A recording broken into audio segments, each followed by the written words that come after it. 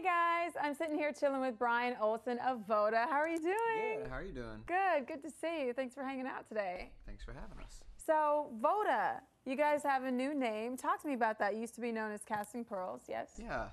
We, with Casting Pearls, there's this band that came out that called Casting Crowns, and it was really tough on them people getting confused with our name with theirs. Just kidding, actually. With the two bands casting, people were calling us Casting Crowns all the time. So we're just like, all right, we're gonna differentiate from this for one. And we actually had kind of a weird record label situation under our Casting Pearls. Some things didn't go well, and we have a new label home on I.Know Records, and it's just a lot easier to kind of start fresh. Okay.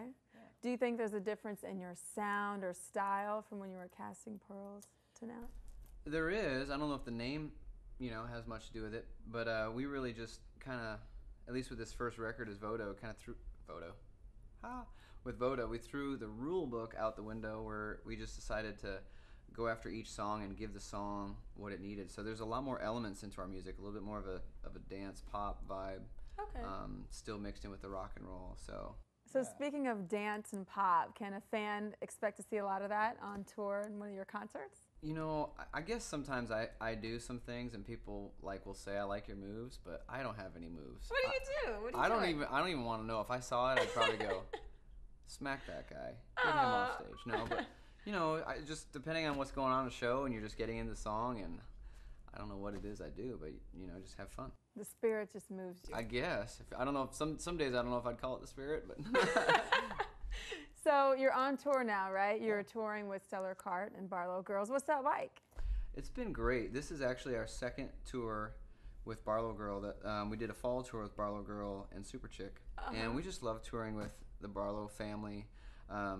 They've got such a great balance. I mean, they're very ministry oriented, and it's great just to be out on a tour that's not all about just business and music, but they have a very strong desire to connect and be there for wherever people are at.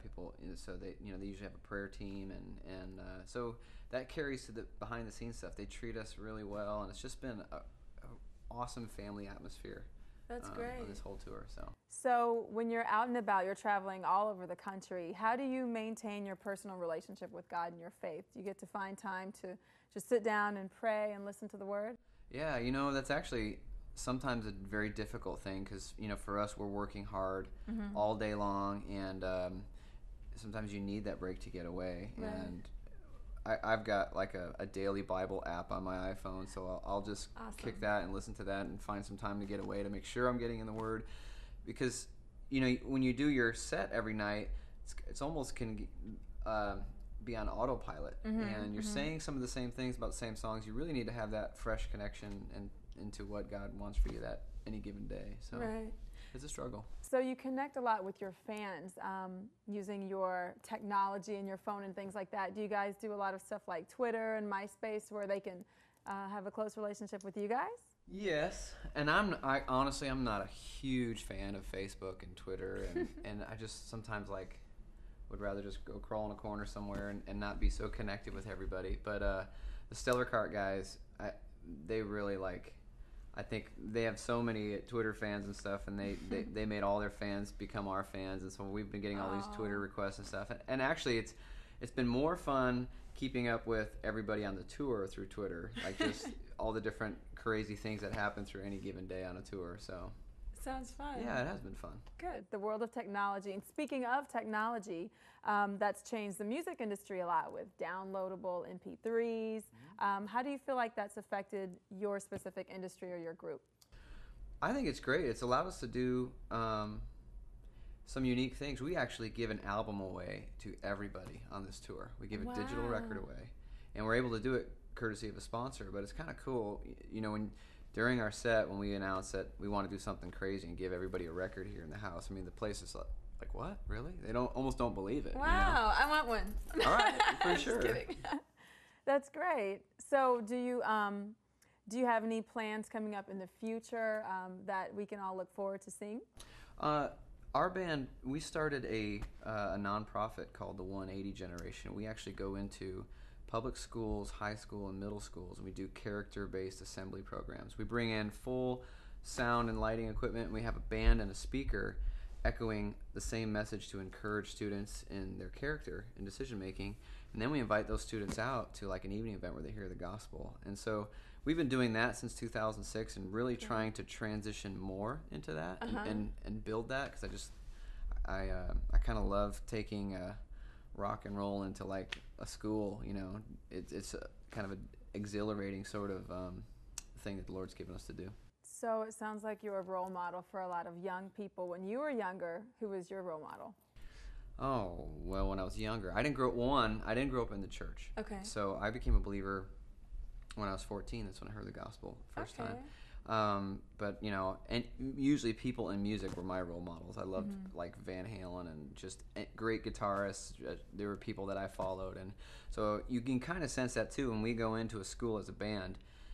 You're grabbing those students' attention because they seem to listen to musicians, you know, sports stars and stuff like that. So it's a good platform to try to do something positive and actually serve. When you're going into a school during the day in a gym with the lights up, you know, and no one knows you, you're kind of on their turf, and I think they sense that you came there for them. You didn't have to do that, and so it's been good.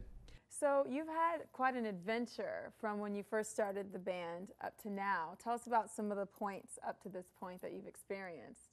Well, one of the crazy things is while I was in Casting Pearls, the Newsboys, they owned a record label. They were kind of looking at our band and got to know those guys. And Jody Davis, who used to be their guitar player, who's now their guitar player again, there was a time that he had to step away for a while to be with his family, and I actually was a guitarist for the Newsboys for 3 years. Fun. And that's right when they started doing a lot of international travel, and I got to go all over the world, Morocco, Israel, all over Europe, playing guitar for Newsboys while still trying to do Casting Pearls. And so God's really just, I could have never guessed what the next path is going to be. So that has definitely been some fun experiences. Now, you mentioned a little bit earlier before we started recording, one of your favorite pastors, yes, who is in New York? Yeah, he's actually Tim Keller from Redeemer Presbyterian Church in Manhattan.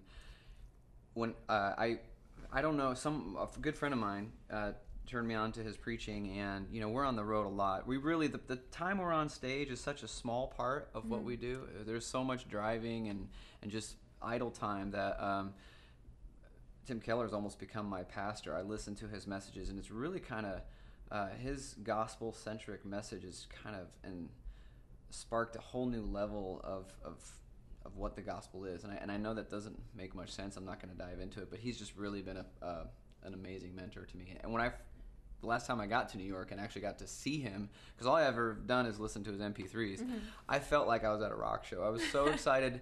I was nervous, like, I don't know if I want to see him, you know, because I'm listening to him on MP3, and I don't know if I want to see his face. It would be weird or different. It was just great. But yeah, I kind of wish I lived here so I could go there every Sunday. Well, the good thing is, it sounds like when you're on the road, you're still able to do different things to maintain your personal relationship and hear the words. Yeah, so technology, MP3s, I can hear the words from whoever I want to, I guess. So. Good stuff. So do you have a little ritual that you do before each performance? Do you guys like do a little prayer circle or a little chant or anything? Well, we're trying to at least get together to pray. Sometimes things get so busy. I know it sounds weird, but we really feel the devil and his demons fighting against what we're trying to do on the road, because we're trying to proclaim the gospel and be encouragement. So you just see a lot of things fighting against that. You see just time not being there to get together to pray. You know, just things kind of wrenches thrown in, and not being able to flow through a day, and you kind of have to roll with those punches. And sometimes you really feel like, wow, we must really need to be here today because there's a lot going wrong, you know? Yeah.